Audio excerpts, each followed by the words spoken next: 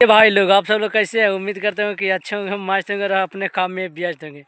यार सच कहते कि हमें बताते हुए भी बहुत ही ज़्यादा हंसी आता है कि लोग पता नहीं अपने आप का स्टारडम को क्या समझते हैं। ये तो हम भी नहीं जानते हैं, बाकी पब्लिक सब समझता है। जी हाँ दोस्तों, ये भोजपुरी में एक फिल्म आया था खेसारी लाल यादव जी को, जो खुद को बोलते हैं कि हम ट्रेंडिंग स्टार हैं। जी हाँ, ट्रेंडिंग स्टार हैं। जिस फिल्म का नाम था डांस, जो डांस फिल्म को लेकर काफ़ी ज़्यादा चर्चा में बना था। डांस काफ़ी ज़्यादा दिनों तक बहुत सारे लोग उसका प्रमोशन किए और बहुत सारे लोग उस फिल्म को लेकर आशा किए थे। लेकिन जिस तरीके से लोग आशा किए थे डांस फिल्म को लेकर, उस तरह के आशे पर खरा नहीं उतरी है डांस फिल्म। ये फिल्म के जो मेकर्स है, जिनका नाम है धीरज ठाकुर, बेचारा अपना घर बेचकर या खेत बेचकर, ये ना जाने कई सारे चीज़ें कर करके उन्होंने फिल्म में सबसे बड़ा पैसा लगाए खेसारी लाल यादव जी के नाम पर। कि चलिए भाई, खेसारी लाल यादव जी तो भोजपुरी के ट्रेंडिंग स्टार हैं।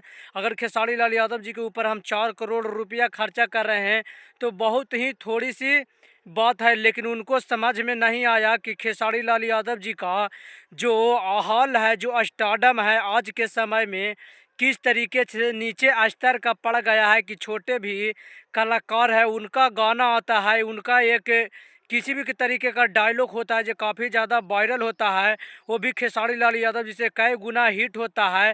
लेकिन खेसारी लाल यादव जी को धीरज ठाकुर जो मेकर्स हैं डांस के, उन्होंने नहीं समझ पाए और खेसारी लाल यादव जी के ऊपर बहुत सारे रुपया लगा देते हैं। सच बोलते हैं कि सही में 4 करोड़ रुपया लगा होगा डांस फिल्म के लागत को, क्योंकि उन्होंने नया कंटेंट देने की कोशिश की है भोजपुरी को लेकर।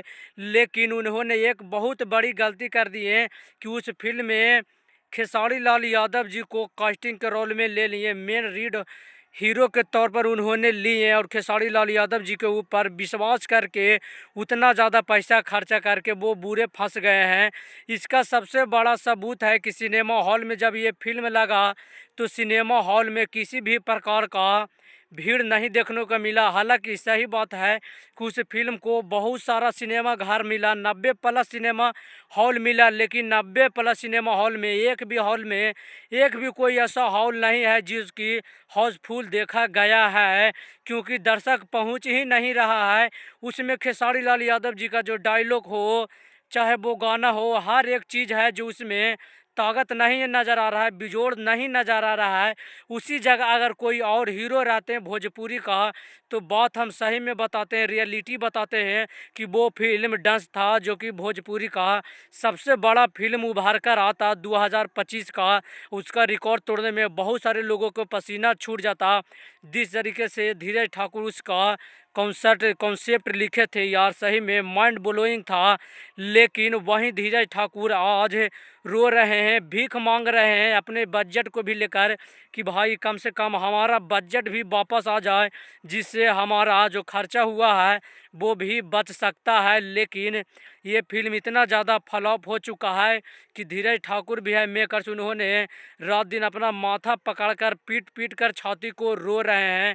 सोच लीजिए किस तरीके से उनका हाल हो चुका है। हाल होना लाजमी है, क्योंकि कोई इंसान उतना उतना रुपया 4 4 करोड़ रुपया लगाना कोई आम बात नहीं है। बहुत सारे डायरेक्टर हैं जो उतना रुपया नहीं लगाते हैं, कम ही खर्च में, कम ही बजट में फिल्म को बनाकर तैयार करके रेडी करके रिलीज कर देते सिनेमा हॉल में, क्योंकि वो जानते हैं कि सिनेमा हॉल में अब ऐसे कलाकार को फिल्म बनाएंगे तो टीवी से ही आशा करते हैं। लेकिन धीरज ठाकुर जो आशा किए थे, जो विश्वास किए हैं खेसारी लाल यादव जी के साथ, उनका विश्वास अटूट रह गया है। तो अब से जो भोजपुरी के नए नए डायरेक्टर आएंगे, सोचेंगे कि अपना पैसा हम खेसारी लाल यादव जी पर खर्च कर देंगे, उससे पहले आप 100 बार सोचिएगा, उसके बाद ही खेसारी लाल यादव जी के फिल्म पर खर्चा कीजिएगा।